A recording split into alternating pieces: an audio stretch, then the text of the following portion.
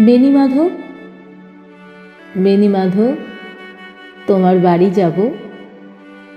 বেণীমাধব, তুমি কি আর আমার কথা ভাবো? বেণীমাধব, মোহন বাঁশি তমাল তরু মূলে বাজিয়েছিলে। আমি তখন মালতী স্কুলে ডেস্কে বসে অঙ্ক করি। ছোট্ট ক্লাস ঘর, বাইরে দিদিমণির পাশে দিদিমণির বর। আমি তখন নবম শ্রেণী, আমি তখন শাড়ি। আলাপ হলো বেণীমাধব, সুলেখাদের বাড়ি। বেণীমাধব, বেণীমাধব লেখাপড়ায় ভালো।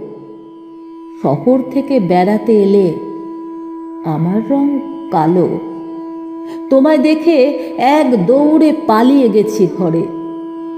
বেণীমাধব, আমার বাবা দোকানে কাজ করে।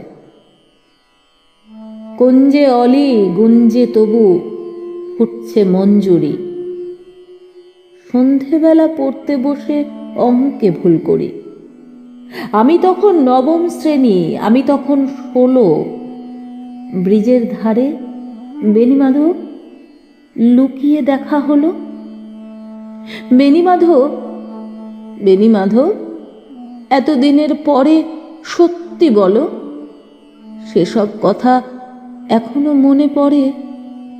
সেসব কথা বলেছ তুমি তোমার প্রেমিকাকে? আমি কেবল একটি দিন তোমার পাশে তাকে দেখেছিলাম আলোর নিচে। অপূর্ব সে আলো। স্বীকার করি দুজনকেই মানিয়েছিল ভালো। জুড়িয়ে দিল চোখ আমার, পুড়িয়ে দিল চোখ। বাড়িতে এসে বলেছিলাম ওদের ভালো হোক। রাতে এখন ঘুমোতে যাই একতলার ঘরে। মেঝের ওপর বিছানা পাতা, জ্যোৎস্না এসে পড়ে। আমার পরে জীবন ছিল চোরাপথের বাঁকে মিলিয়ে গেছে।